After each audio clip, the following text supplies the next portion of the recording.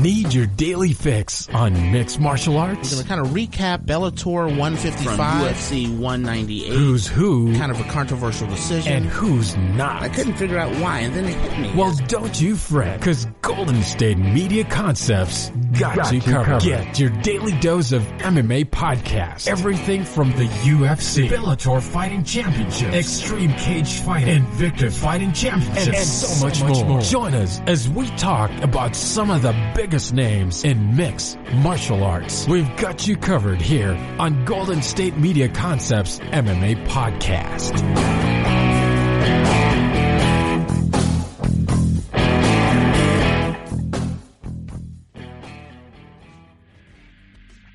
Thank you for tuning into the GSMC MMA Podcast, brought to you by the GSMC Podcast Network.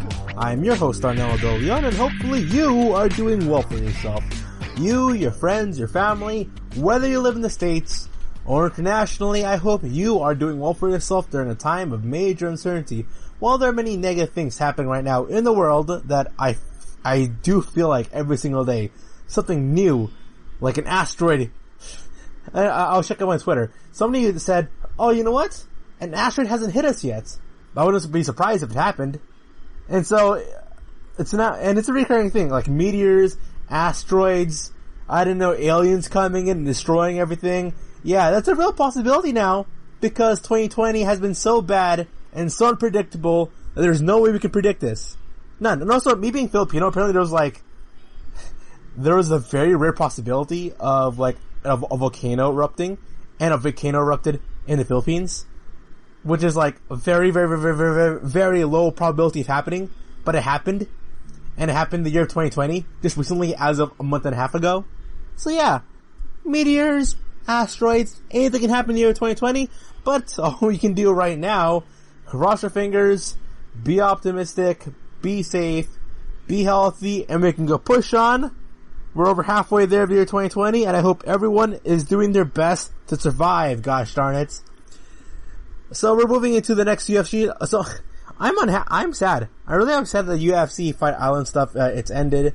It was really fun when it happened, but we're moving back to Vegas at the UFC Apex facility building with their very small octagon. That's, every time I see it, it's always astounds me.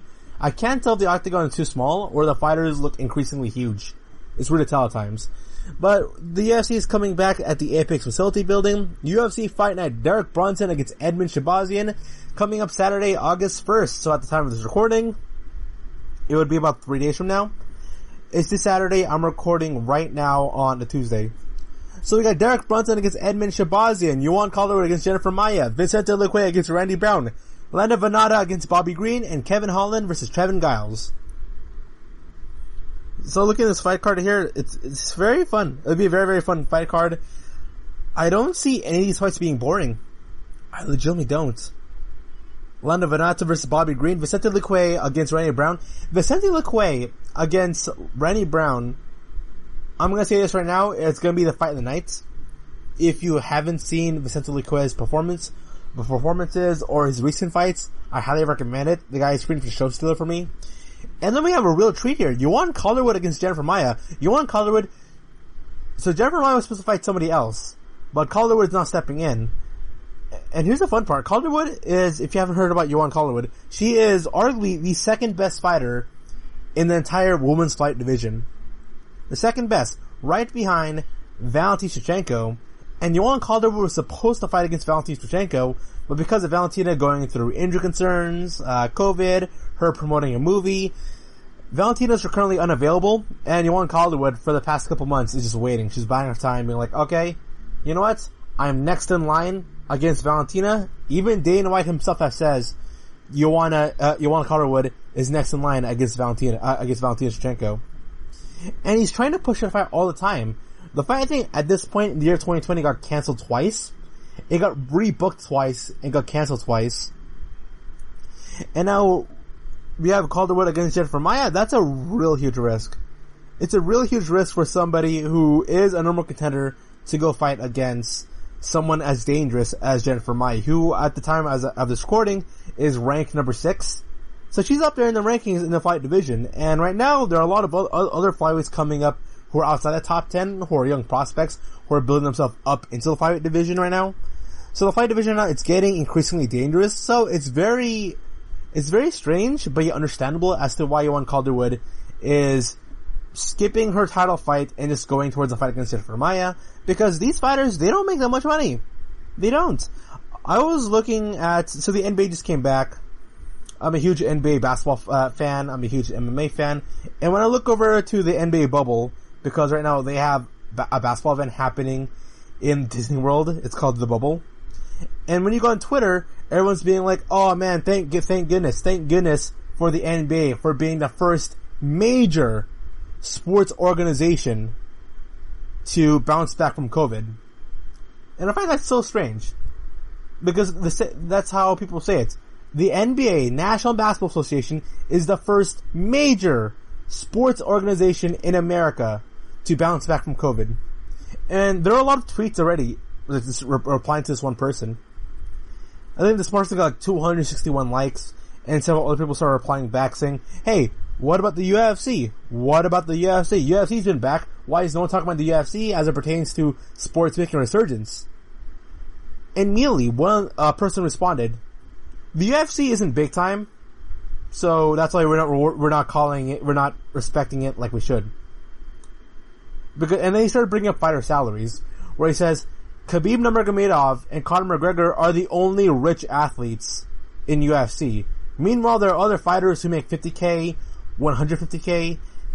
And I'll say this right, as a rookie, the minimum amount of money you can make as a rookie who will probably flame out of the league, possibly, is $1 million. There are currently developmental G League athletes, players you have never heard of. If I were to tell you any of these names, if I told you the name of Earl Barron, who the heck is Earl Barron? If you go to Earl Barron's Twitter, he has like 1,200 followers. He's got maybe like 1,000 followers on Instagram. Nobody knows who the heck Earl Barron is. But Earl Barron, I think Earl Barron retired right now. He was a G Leaguer, and he was a really good G Leaguer back like 2016, 2017. The guy was a beast, but he could never progress enough into being good enough to get into an NBA roster. He was for the Phoenix Suns for like 6 days, but beyond that, he could never be good enough to go stay at an NBA roster. But note that athletes who weren't even good enough to make to an NBA team, to any of the 32 NBA teams, they make more money than UFC fighters. Some of them are making like 150K starting out, 350K, just under $1 million. Rookies, minimum $1 million. Players competing in the developmental league for the NBA, 150K minimum. Joanne Calderwood, she defeats Jennifer Maia, hypothetically she defeats Jennifer Maia, she makes 150K, and Dana White's and a lot of other fighters will be like, wow, Joanne Calderwood, you made a whole lot of money, you're rich, 150K, wow. You'd have someone like Chael Sonnen be like, do you know the average salary for the average American is around $57,000 per year? Calderwood, you made 3 times that amount of money in one day. You made more money in one day than people make in the span of 3 years. You should be appreciative of that. And then you bring it to the NBA, NFL, baseball, and it's that type of logic as to the reason as to why many people are saying, hey, it's awesome that the NBA is coming back.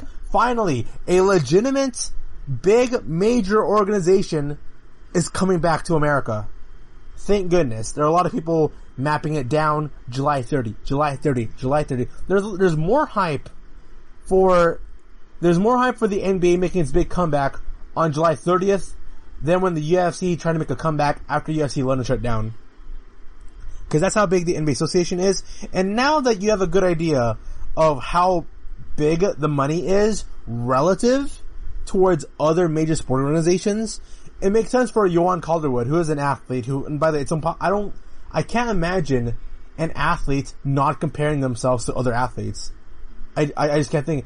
I can't think of Conor McGregor or Kabir Nurmagomedov. They look at somebody like a LeBron James and be like, what the heck? Like, why can't I make that much amount of money? You kidding me? What? Like, I'm the highest paid athlete in UFC history, making $6 million. Yet, that person over there, who plays basketball, who no one even knows, like Alan Crabb, he can make upwards of $20 million per year. That is ridiculous. So I'm happy for Joanne Calderwood making the most she can, because here's the thing, she has to make money, alright? She has to make money somehow. She just can't keep holding off a title fight against Valentina Shevchenko. You could be potentially missing out on a lot of money, but she's right now currently missing out on a lot of money right now fighting against Jennifer Maia, if she were to not fight against Jennifer Maia. So I'm happy for Calderwood in that scenario there. If Jennifer Maia defeats Joanne Calderwood, then sucks for Joanne, but Jennifer Maia is now going to slide her way into being either the number 2 or number 1 person who is going to face against Valentina Shevchenko. I know Katlyn Chookagian, she's throwing her name out there. I think Chookagian would have a better performance in her second turnaround against Valentina.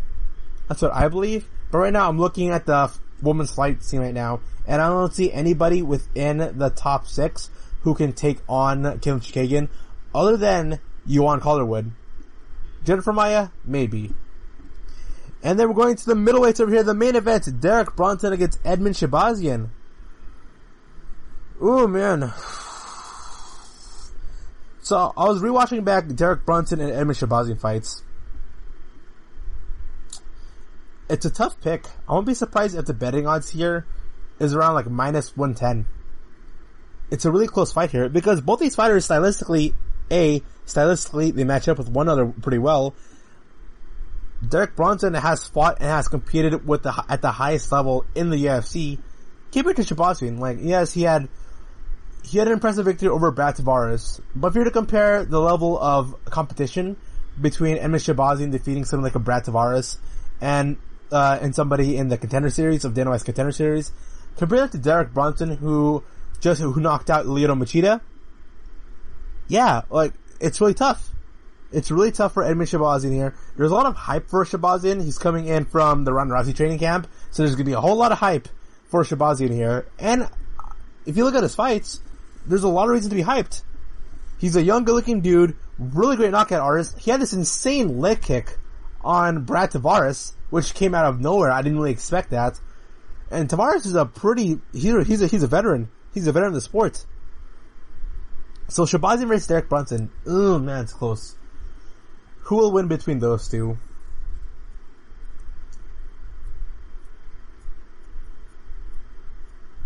I always say you should always go for the safe pick, but there's a lot of stock right now for Edmund. But then again, there's a lot of stock going up for Alexander Hernandez, too. I'm personally gonna place my money on Derek Brunson in that fight. Okay.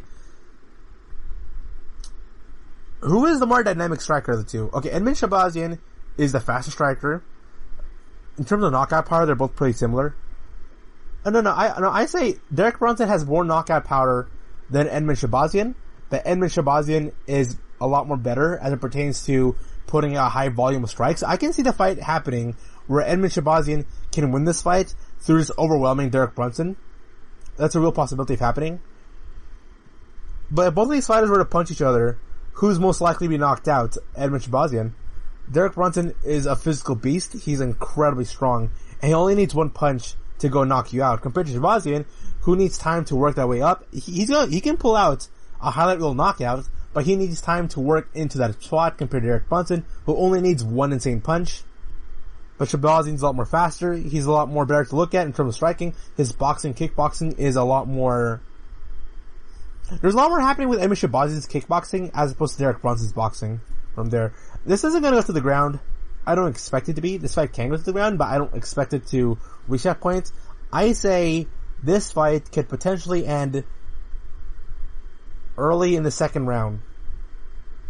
Yeah, I say that. I say Edmen Shabazyan, he overwhelms Derek Brunson in the first round, and if Brunson isn't able to go for that really mean counterhook onto Shabazyan, I can see Shabazyan slowly overwork him in the second round and try to knock him out, or he gets taken aback by Derek Brunson's counterpunching, and Brunson knocks out Shabazyan. I don't think Brunson can win this fight by decision. I just don't think so. I think Shabazyan is more built for fighting 3 rounds of action. So, Bronson wins either knockout first round or early stoppage second round, or Shahbazian knocks out Bronson early second round or wins by decision. I don't see a scenario where Shahbazian is going to fight very recklessly. I don't see a scenario where Shahbazian is going to knock out Derek Brunson because Brunson's that tough. So my final pick right now is the veteran. I place Derek Brunson right now at the forefront. If Bronson can handle himself early in the second round, whoever wins in the end of the first round and the momentum carrying over to the early part of the second round, whoever carries that momentum is going to win the fight. And I think Derek Brunson, if he's able to catch Shabazzian with a couple good shots in the end of the first round, he's going to win it. And so you're listening to the GSMC MMA podcast. Coming back right after a short break here. See you soon.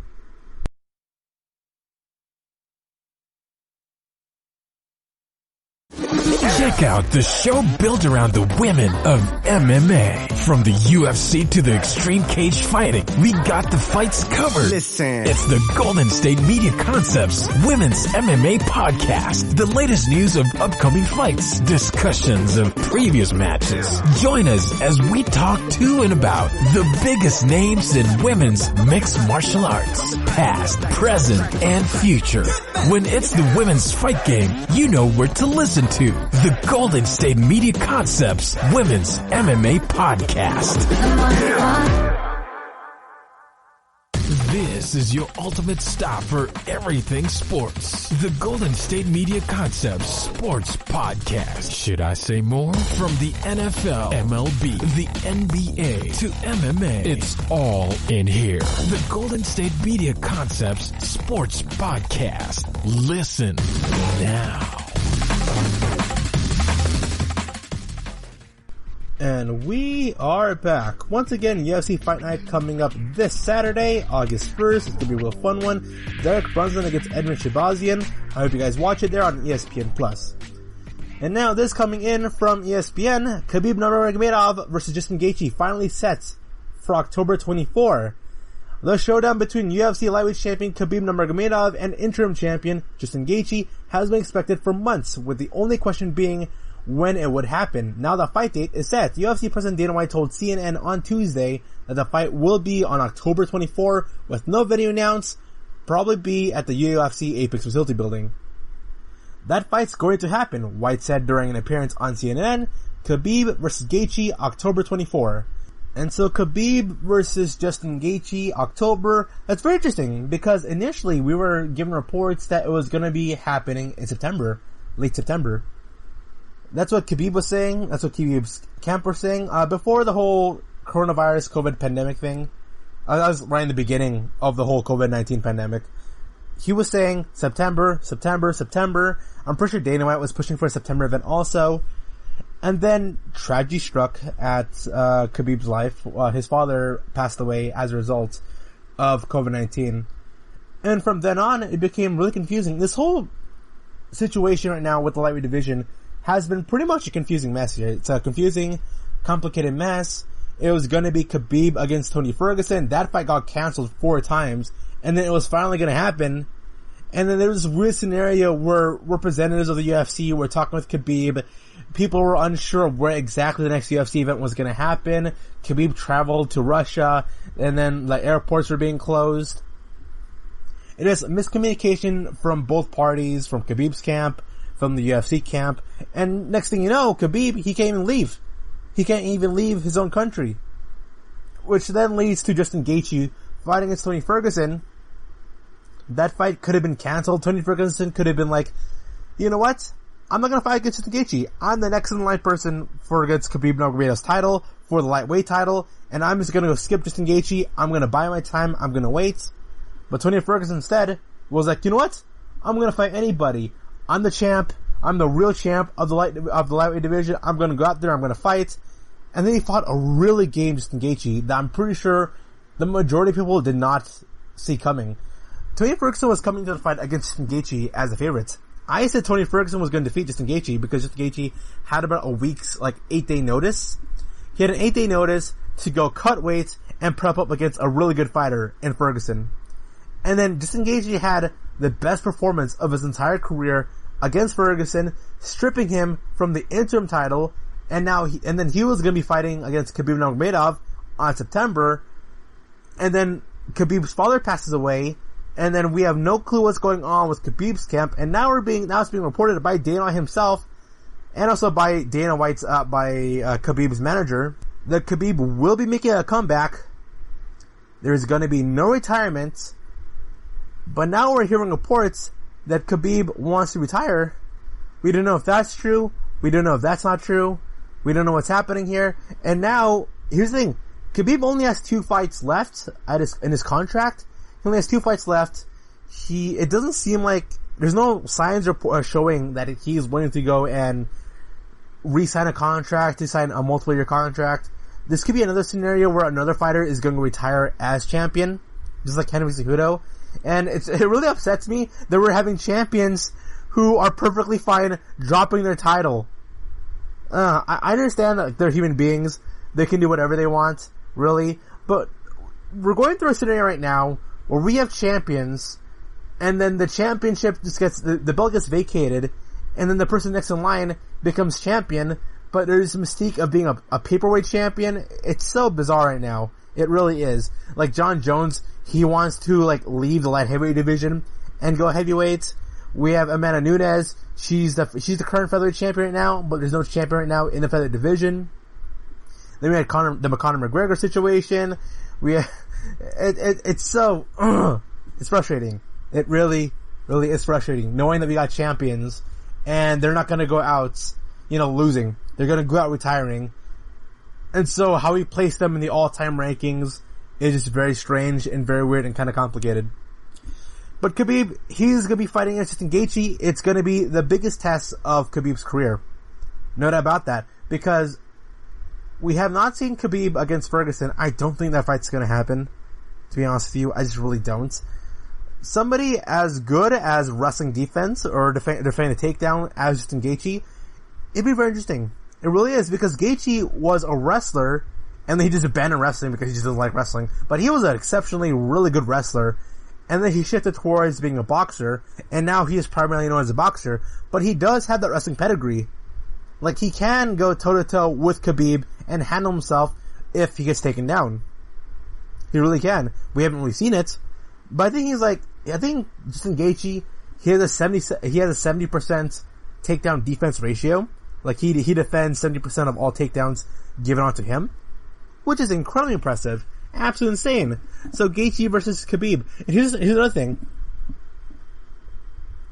There are rumors circulating right now that we could potentially see Khabib versus GSP, George St. Pierre. And the reason I say that is because ESPN's Brock Omoto, he had an interview with Dana White, and Dana White was talking about Khabib because we know that Khabib's father says that he wants Khabib to retire as an undefeated champion, going 30-0. And Dana White himself says, you know what? Khabib, he's been great for us. We'll do what Khabib wants. He's been a great, awesome champion. He's been a great fighter, and there is a possibility that we might see Khabib versus GSP. That's what Dana White said. Dana White says there's a possibility of it happening. GSP, in recent interviews, GSP, one of those fighters also where he retired as champion. GSP, one of those, in an interview, said that he's open to making a comeback again, a second comeback. He says that the door is open for the UFC to come to him. GSP has denied the idea of him being officially retired from mixed martial arts competition. I remember someone telling GSP, hey, would he be open to fighting against Kabir Nurmagomedov? And GSP says, you know what? I'm fine with it. The only thing that has to happen is for the UFC to go and come to me and say, hey, you can fight. That's about it. GSP against Khabib, that would be an awesome fight. And I think that fight should happen, win or lose. That's what I believe. Now, it's hard to convince GSP. I'm pretty sure GSP will like to see Justin Gaethje lose against Khabib, and then GSP comes in, he defeats Khabib, and then GSP is gonna retire for the third time as champion. I think GSP wants to do that. It'd be a real troll move, but that's a real possibility happening. But man, Khabib versus GSP, that would be an awesome fight. it's best not to think about that for now. Let's just think about Justin Gaethje against Khabib. That's the fight we know that's going to happen on late October, and I'm excited for it. I don't know what the future is for Khabib. I really don't know. I wish I did. But right now, Khabib's future is in a confusing mess right now. Depending on what happens between Gaichi and Khabib, we might see, Khabib sign a new contract and be like, you know what? I'm going to be a fighter. Or he's going to be like, you know what? I retire. Whenever I bring up Khabib, I always bring up, if you haven't seen it yet, I recommend you do, where Khabib Nurmagomedov was at a gymnasium and he was talking to kids. And first off, Khabib would talk about extensively about how much he loves his father, how much he loves his mom, how much he loves mixed martial arts, how much he loves fighting. But it always astounds me, the most memorable moment of the entire video of Khabib talking to the gymnasium full of kids was the one kid saying, "Hey Khabib, what do you want to do after fighting?" And Khabib had no answer. He was stuck. His eyes were, you know what happens like back in grade school, where a teacher would ask a student a question, like, what's 2 plus 5, Timmy? And then Timmy would stand up, and then he would look at the clock, he would look at his classmates, and he would just go, that's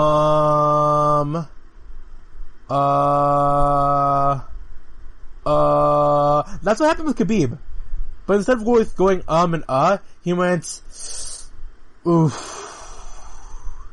Let's see, what else do I like other than fighting? And then Khabib said he likes planning plans. That's his response. Hey Khabib, what do you want to do after fighting? I like planning, plants. I'm growing a small farm right now in Dagestan. The season's been good. The plants have been getting watered properly. Yeah, I love growing, plants and making my own corn. And then everyone in the crowd were like, yeah, good job for you, man. 2 thumbs up, Khabib. And then Khabib was like, looks at the audience. He looks at his agent on the side. He looks over to the clock and he's like, oh man, like what am I actually doing? He doesn't say outright, but you can tell where he's second guessing himself and he's second guessing his own responses, second guessing his own answers. It's like, yeah, I like planting trees and planting flowers and making my own corn. Definitely. And because of that, I don't know, Khabib, I think he's like 31 years old right now, right? He's 31 years old. At this point right now, I won't be surprised if he goes to that weird early to mid-30s midlife crisis phase where he's just trying to figure out what he's supposed to do in his life. Because a lot of fighters have gone through this phase where they do mixed martial arts, then they retire because they want to do other stuff, and then they realize they don't have the passion to do something else, and then they go back to mixed martial arts like Chuck Liddell. I'm happy for Forrest Griffin, and that he's able to like do commercials and stuff and advertising and talk about mixed martial arts still. I'm glad of him for that. But I feel kind of sad for Khabib, and hopefully his future gets a lot more clear than the time when he was in the gymnasium. Hopefully. So it is coming in from ESPN that Colby Covington and Tony Ferguson are among MMA stars to sign in with Vayner Sports. Several well-known UFC stars, including Hall of Famer Uriah Faber, have signed with the sports agency known as Vayner Sports with entrepreneur Gary V. Vaynerchuk. So Vayner Sports will represent former interim lightweight champion Tony Ferguson, former interim welterweight champion Colby Covington, and well, that's very interesting actually. Colby Covington doesn't have a training camp. He doesn't have a team. He lost he lost American Top Team, so he's pretty much independent. Tony Ferguson, he talks trash to a lot of other fight camps, and for the most part, he fights independently as well. Uriah Faber, I think he's been a lot more open to the idea of having his fighters and he himself extending beyond Team Alpha Male, because Team Alpha Male, if I can be brutally honest with you, is not really a good fight camp. They really are not. So the agency is adding a combat and action sports division to go along with its football division per release. The baseball and esports branches of Vayner Sports also just launched earlier this month. By the way, a whole lot of money in esports. There's a lot more going on right now with a bunch of nerds playing League of Legends than there are with the UFC. So, good on them for getting, putting their foot on the door for esports. Good on them. MMA agent Lloyd Pearson is bringing a new crop of fighters, which includes former UFC middleweight champion Chris Weidman, former UFC lightweight champion Eddie Alvarez, UFC heavyweight contender Curtis Blades, and MMA legend Vitor Belfort. Yeah, that makes sense. All these fighters make so much sense. They're not attached to any camp right now, or if they were attached, they left it. Curtis Blades, Alvarez, Weidman, Belfort, they're all strange, bizarre personalities. They're all very unique, different personalities, and Vitor Belfort especially has to be one of those weirdest guys out there, because just last month, when I was talking about Vitor Belfort and him moving to a different organization, and he had an interview where he just rambled on about, like, existential life and, like, the meaning of happiness and all that stuff, and it was just so bizarre, so strange. Mix that in with someone like Curtis Blades, mix in with someone like Eddie Alvarez, who we hear reports on, and that he was kind of a weird guy during his time in TUF, in The Ultimate Fighter. He was like kind of a weird coach, and like not that socially pleasant to talk to. So yeah, this organization here, oh man, it's so funny. Can you imagine a TV show where the house has Colby Covington, Tony Ferguson, Vitor Belfort, and Curtis Blades? That is a bizarre, strange group of individuals, and I expect nothing but comedy gold coming out of this team. Now, it's not an official fight camp, nor is it really even a fight camp. It's just, like an entrepreneurship, agency thing. But still, these fighters are weird. It's a weird collection of people. And so you're listening to the GSMC MMA podcast, coming back right after the short break here. See you soon.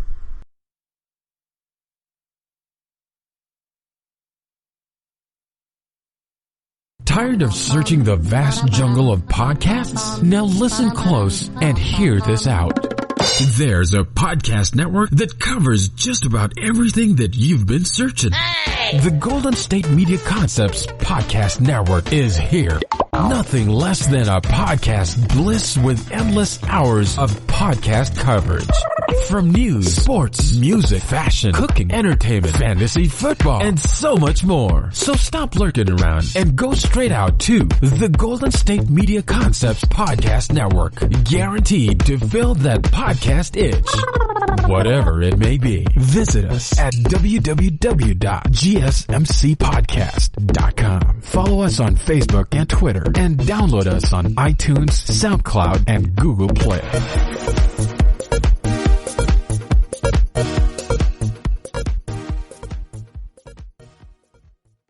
This is your ultimate stop for everything sports. The Golden State Media Concepts Sports Podcast. Should I say more? From the NFL, MLB, the NBA, to MMA, it's all in here. The Golden State Media Concepts Sports Podcast. Listen now. And we are back. So I have a plethora of UFC news to get through for today, and the first one coming in from ESPN.com. UFC working to add rising star Khamzat Chimaev to UFC 252. He has already set the world on fire, recording 2 wins in 11 days this month in Fight Island in Abu Dhabi. Congratulations to him. It was the quickest successful turnaround in UFC history, and both the company and the fighter are looking to keep the momentum going. UFC President Dana White told ESPN is working on booking Chimaev, who is 8-0 in his third Octagon appearance, at the UFC 252 event coming up on August 15 in Las Vegas, although he did not name an opponent. Chimaev, who is currently back home in Sweden, confirmed on ESPN.com on Tuesday he is willing to fight on August 15 and is looking to apply for the necessary visa.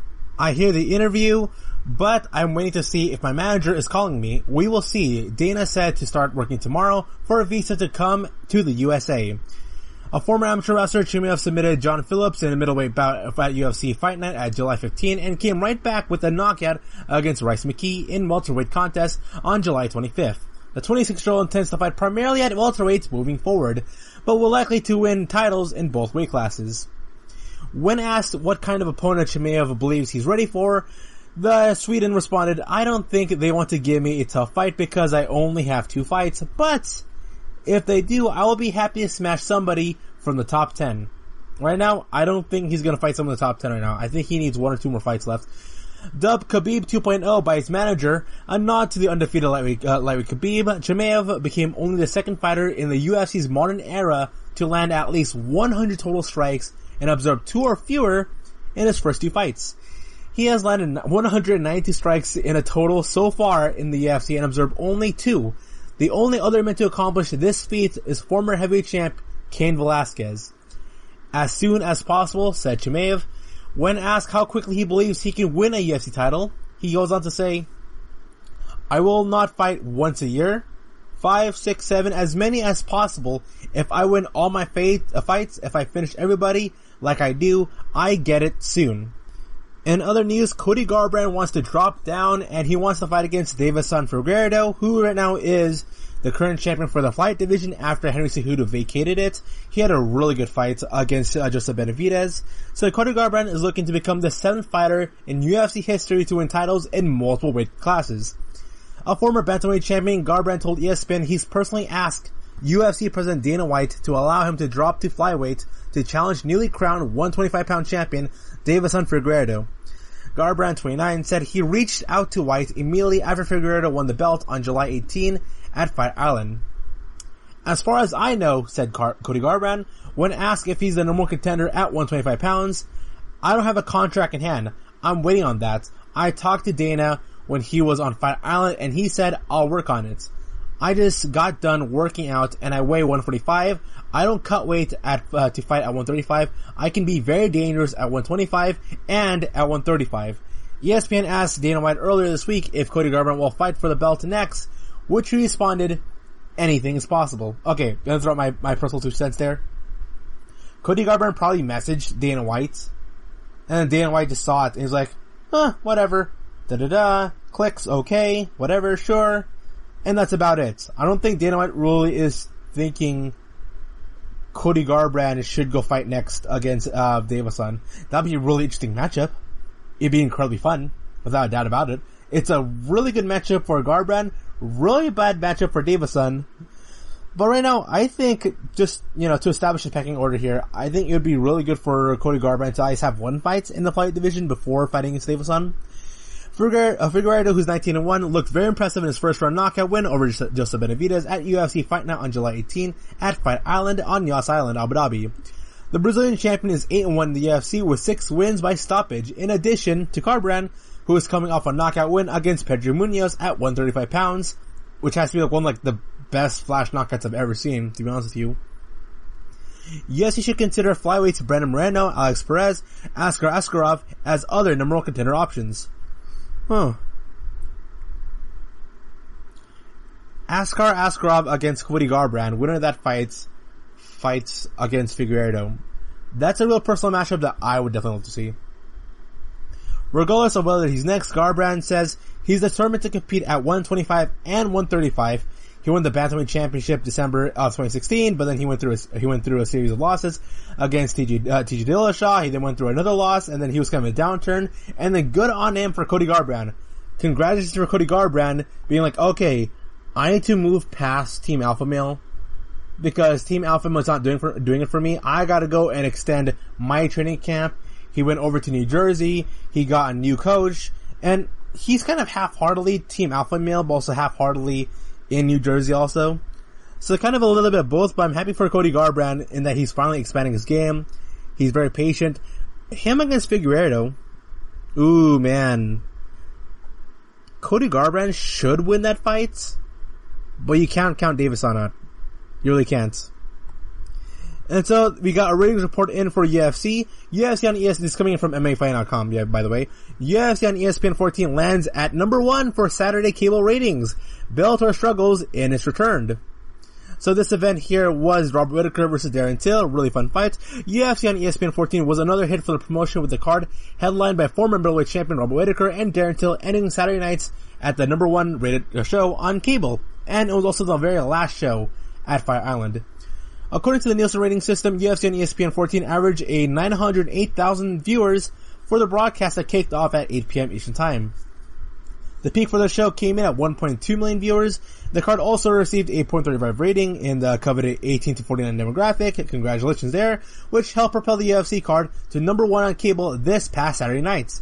Overall, UFC and ESPN 14 produced the 9th rated card for dedicated shows on ESPN, with the top rated event still standing as the first show featuring Francis Ngannou vs. Cain Velasquez in the main event, which averaged 1.463 million viewers.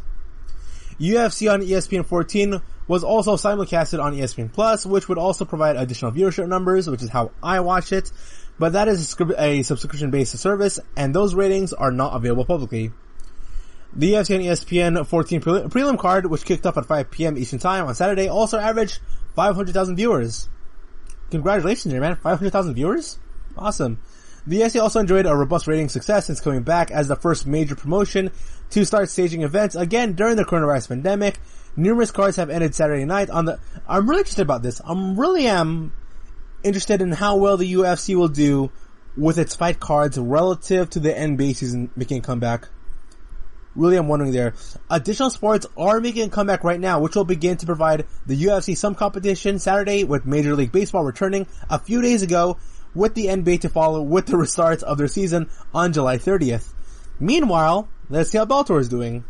Bellator MMA also returned to action this past Friday night, but the Viacom-owned promotion didn't find as much success as the UFC did. Bellator 42, headlined by bantamweight Sergio Pettis and Ricky Benhouse, averaged 277,000 viewers over the course of the broadcast on the Paramount Network. The card ended Friday night at number 74 overall in the cable ratings. Number 74, yikes. Those viewership numbers rank last among the 3 cards, and for Bellator has aired on the Paramount Network in 2020, although it must be noted previous cards were also the simulcast. Bellator 242 was dedicated card to the Paramount Network only. Bellator 239 averaged 296,000 viewers, while Bellator 240 averaged 310,000 viewers.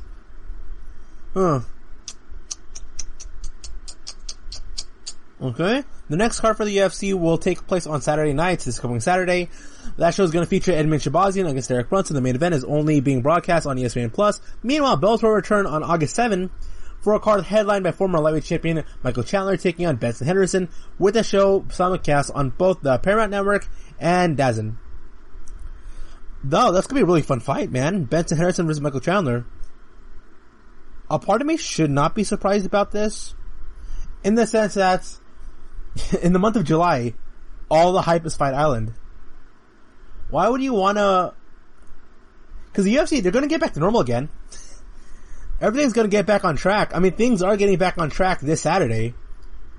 And so, from my perspective, I'm thinking to myself, as if I were a casual fight fan, why would I want to watch a regular Bellator event, this smaller organization, even though they have really awesome fighters here? Benson Henderson, wow. Michael Chandler, wow.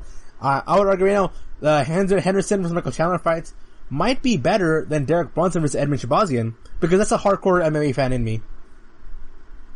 But as a casual fan, you hear all this news. Fight Island, Fight Island, Fight Island. The NBA is making a comeback. So is the MLB. So where does that lead? Also boxing. Boxing may come back. If you're into international sports, they've been back. In terms of priorities, why would you be interested in watching Bellator? Other than the fact that you are just a hardcore fan. Why would you be interested in watching Bellator? And to be honest with you, there's no reason to be interested in Bellator during this Fight Island fiasco. So, Bellator right now, it wasn't a good idea for them to have an event happen during the month of July. It'd be nice if they're to have their events happen afterwards. I won't be surprised if August 7th they have bigger numbers. I won't be surprised about that.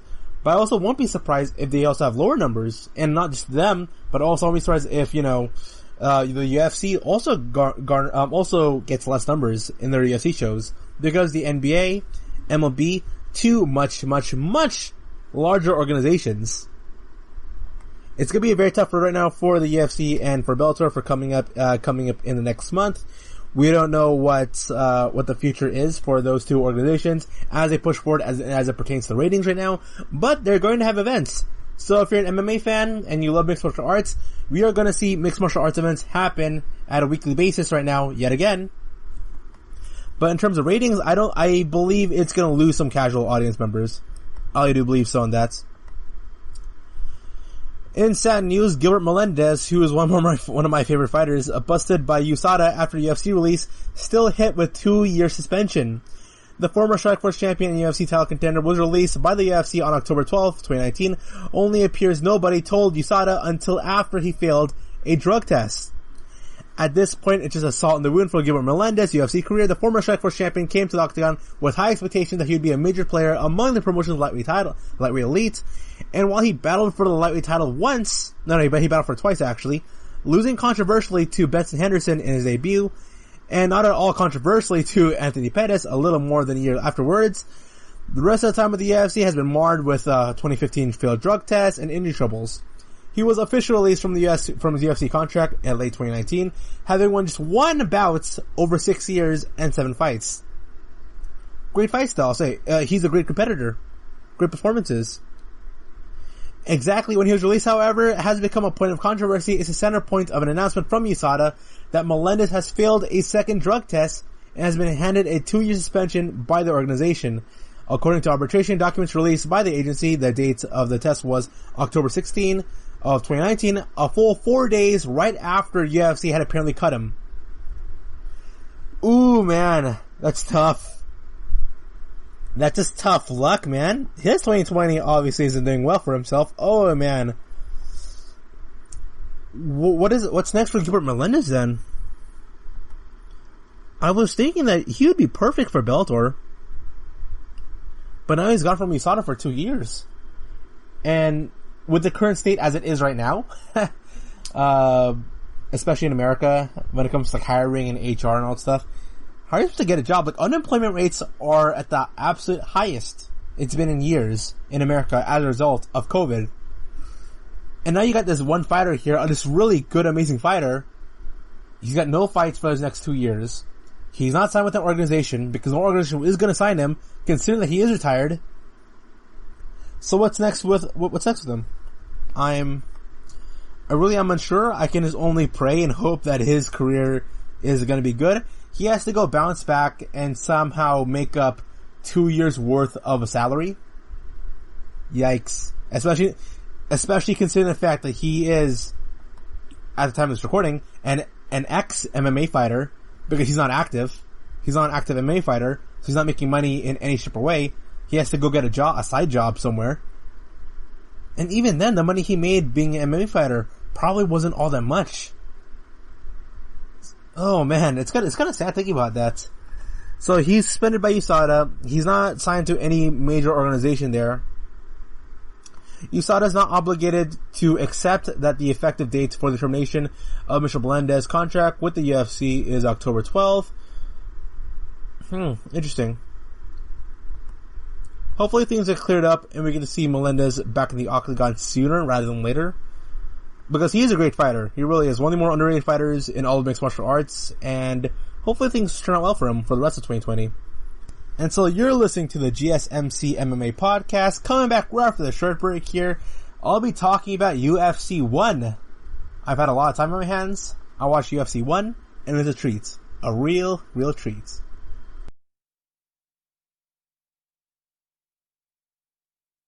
Want to know the latest in soccer? Then listen to the Golden State Media Concepts Soccer Podcast. From MLS, the World Cup, and the Premier League, we've got you covered. The latest updates, the hottest matches, and news on the league's top players. It's the Golden State Media Concepts Soccer Podcast. David Beckham scores the goal to take England all the way to the World Cup finals. Listen now. And we are back. So, I want to talk about UFC 1.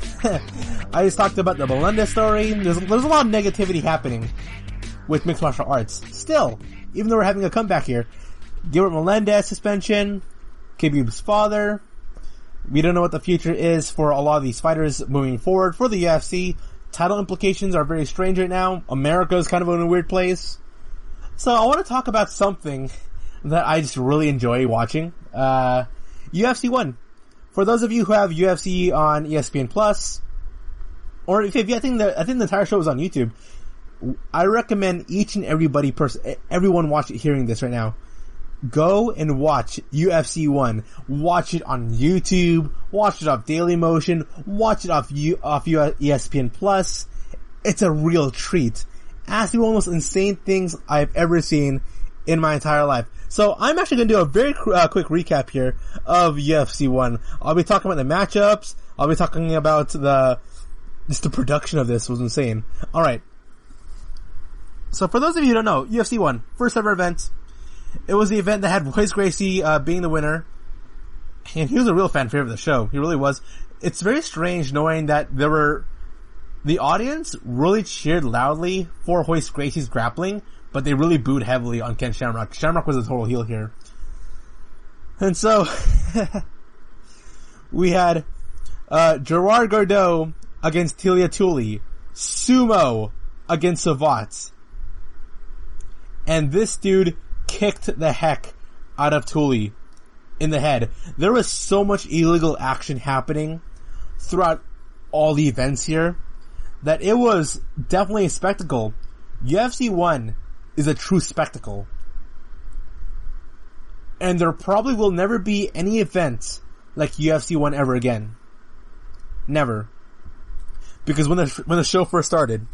So, what year was this? Like 1993? Yeah, so it was November 12, 1993. The show starts off.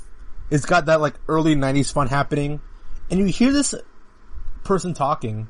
And he says, "Welcome to the Ultimate Fighting Championship here. We got Bloodsport Warriors. Here's how UFC works, alright then? There are no time limits. There are no judges. There are no rounds. And there are no rules." And immediately when I heard that, my father, who is, like, me and him we're cooking steak and, pasta and potatoes. We were cooking because we want to watch UFC 1. And then, as he's cooking food, he turns his head over, sees the TV screen, and he hears the guy says, "No rules." And immediately, my dad started corpsing. He started laughing his butt off. And I started laughing also, because I'm like, okay, if there are no rules, right? This isn't happening to the UFC 1. There's a lot of really bad action movies, a lot of Jean-Claude Van Damme movies, a lot of overly edgy 90s and early 2000s action movies that did this, where some fighter goes into a tournament, or he goes fighting with somebody, and then someone says, "This fight has no rules." And I'm like, if there are no rules, how do you win? What the heck does that mean? There are no rules in this fight. Which means, for all I know, a fighter could have brought chainsaw to the octagon, or a katana. What stops, Ken Shamrock, the bell rings, and then Ken Shamrock and his entire Lion's Den crew jumps in the cage, and then they jump Royce Gracie. And then everyone's gonna boo Ken Shamrock, and Shamrock will be like, "Hey, but what do you mean? I didn't break any rules because there are no rules." Oh, wow. No rules. Oh, man, there was an Irish movie. It's called Fatal Deviation, where this guy in a there was this underground tournament that happened, and this one guy in a hoodie came out, and it was before the fight starts, I gotta tell you something. There are no rules. And I'm like, then why the heck are you telling us this? What? And here's the strange part. So once again, there are no judges, no rounds, no time limit, no rules. Oh man, I'm still trying to process that. There's no rules. Okay. And then afterwards, there was a fight between, was it Ken Shamrock versus Patrick Smith? Or Royce Gracie? Okay, so it was Royce Gracie against Art Jimerson. And by the way, this fight, my dad's watching this, and my brother pops in also, and is like, why does Art Jimerson have one boxing glove? Because Royce Gracie, he's coming in, he's got the full gi on, we got some fighters coming in, they're wearing completely different attires, we got one dude wearing a shirt, there's one one person wearing Muay Thai clothing, there's one person wearing a skirt, there's one person has hand wraps, one person doesn't, another fighter here has shoes. What the heck? Art Jimerson had one boxing glove, and my dad immediately said to himself, he's like, "Hey, son, Why does he have one boxing glove? What advantage do you have having a boxing glove? And then I told myself, I was like, okay, is there iron in the boxing gloves? Like, is there anything in the actual boxing glove? Because there's no advantage having a boxing glove unless there's like heavy padding on the boxing gloves, which will make his hit harder. That's a real possibility because, you know what? There are no rules, right? So what stops Art Jimerson from like putting iron in his boxing glove, or freaking steel, or a diamond right underneath his boxing glove, and then punching Royce Gracie with it? There's none! Cause no rules! No rules. And also there's a time limit. Royce Gracie comes to the fight, he grapples with Art Jimerson, immediately there's a clock in the top left. There's apparently a 5-minute time stoppage here. But the clock only appears once in this entire event. Meanwhile, you hear the commentary team doing the best job they possibly can, even though they're not really qualified, being like, oh wow, there are no rules, there are no rounds, no time limit, no judges. Then what's the point? What is the point? Oh my goodness. It's baffling. It is baffling. So, the best fights, the two most fun contenders to watch in this entire show, as a casual, would be Gerard Gordeau against Kevin Rocher. You know why? Because those two fighters, they look like Gerard Gordeau and Kevin Rocher look like they would be in the background of an action movie, or they're one of the fighters that's like Sylvester Stallone or Jean-Claude Van Damme or Sylvester Stallone would randomly fight. They look like random henchmen. You know that scene in an action movie where the big boss scary guy comes out and he's like, before you fight me, Jean-Claude Van Damme or Jet Li, you gotta fight this person. And then they bring in this tall, lengthy, or this really big dude who's all scary looking. He's like wearing a gi. He looks homeless, but he's actually surprisingly strong. That's what Kevin Rocher and Gerard Gordeau look like. They look like the most carniest looking people in the world in an entire show full of carny people. But, as I'm watching this, Ken Shamrock and Royce Gracie, they are obviously, if you just look at them, they are so advanced than anyone else here. If you compare those two fights, because they're the only two fighters here that won via submission. Ken Shamrock, he tapped out Patrick Smith with a heel hook, and Royce Gracie tapped Art Jimerson with a mount, which is so strange. Like, he didn't even pull out submission hold. He was just on top of him on mount position, and Art Jimerson just flailing his arms around, flailing his leg, and then he tapped out. Then Art Jimerson immediately stood right to back up, and it was like, well, I couldn't do anything, so I guess I lost the fight. He didn't even submit. Art Jimerson lost because he tapped out because someone mounted him. Just bizarre. Just absolute bizarre. And so we get to the final four here. And so after watching 4 fights that all ended very quickly here. So one fight ended in 1 minute 50 seconds. One fight ended in 2 minutes and 18 seconds. One fight ended at 4:20. Another fight ended at 36 seconds. All these fights were very, very short. And then, after going through 4 fights where it was very evident that was Ken Shamrock and Royce Gracie were the two best fighters, we then had Royce Gracie versus Ken Shamrock that ended with Royce Gracie winning via sleeve choke at 57 seconds, and Gerard Gordeau head kicking Kevin Rocher, who was at the bottom, illegal strike, but looked intense and looked crazy. Wow. And so it then became Royce Gracie versus Gerard Gordeau, and obviously Royce Gracie was going to win this fight. Is either Royce Gracie was going to win this fight, or Gerard Gordeau just kicks the heck out of Royce Gracie's guard. That's a real possibility, but instead, Royce Gracie ended up winning this fight. He ended up winning this fight. His arms are raised in the air. Royce Gracie was obviously the best fighter in this entire card. And I remember people who watch UFC, who kind of stopped watching the mixed martial arts and like started like enjoying other things, they all attributed the idea that the reason why they stopped watching mixed martial arts was because a lot of the fighters just fought the same way. And I'm gonna agree to that. I'm gonna agree. Mixed martial arts is its own style. Even my cousin talked about it, right? My cousin was a huge UFC fan, huge mixed martial arts fan, but he started a little bit to not watch a show after knowing that, like, every fighter started fighting the exact same way, and things started to get kind of boring. I mean, Chael Sonnen, for as interesting as he is, also Kobe Covington and Ben Askren, as interesting as those three fighters are, in terms of hyping a fight and trying to present a character out there, the three of them pretty much fight the exact same way.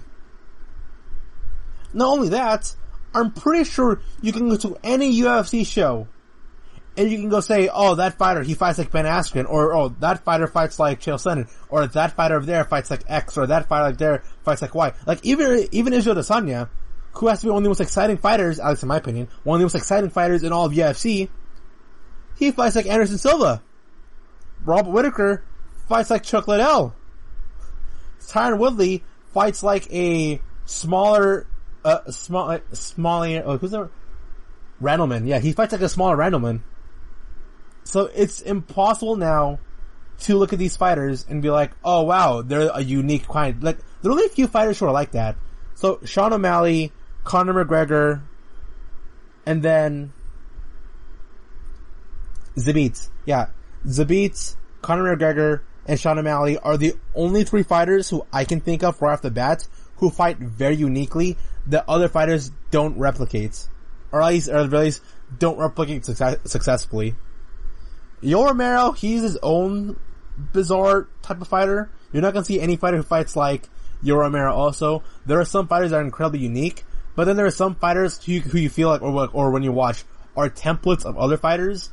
And there are like, it's not, mixed martial arts isn't as diverse as it is, because you have jiu-jitsu, you got Muay Thai, you got boxing, you got kickboxing, you got amateur wrestling. There's a reason why a lot of people love Weili Zhang, and it's because she fights very differently, and she comes from like a traditional like martial arts background. So there are some fighters that have very different backgrounds but even then, Weili Zhang fights similar to Jessica Andrade, except she's a lot more bigger, and her angling of shots is a lot more better. And Rose Namajunas fights a slightly faster version of Joanna Jędrzejczyk. Now, compared to the fighters nowadays of, current day UFC versus UFC 1, the fighters today are so much better. They are better fighters now than there are.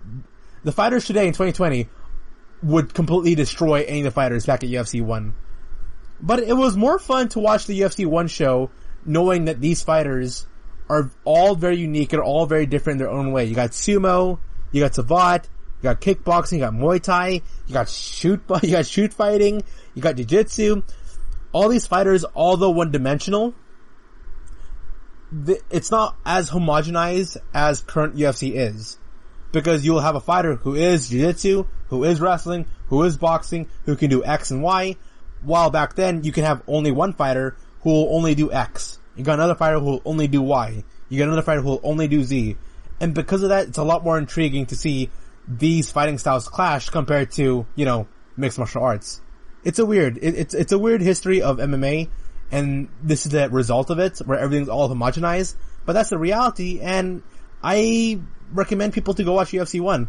I really do. It's different, it's fun, and trust me, you're not gonna see anything like it. A true spectacle is UFC 1. And that brings us to a close for today's podcast. I hope you've enjoyed it. All I gotta say is thank you for listening to the GSMC MMA podcast, brought to you by the GSMC Podcast Network. I'd like to ask that you please remember to subscribe to the show and write a nice review. That really helps us. Also, if you can please follow us on Facebook, Twitter, and Instagram. Thank you, and have a good night. You've been listening to the Golden State Media Concepts MMA Podcast, part of the Golden State Media Concepts Podcast Network. You can find this show and others like it at www.goldenstatemedia.com. GSMCpodcast.com. Download our podcast on iTunes, Stitcher, SoundCloud, and Google Play. Just type in GSMC to find all the shows from the Golden State Media Concepts Podcast Network. From movies to music, from sports to entertainment, and even weird news. You can also follow us on Twitter and on Facebook. Thank you, and we hope you have enjoyed today's program.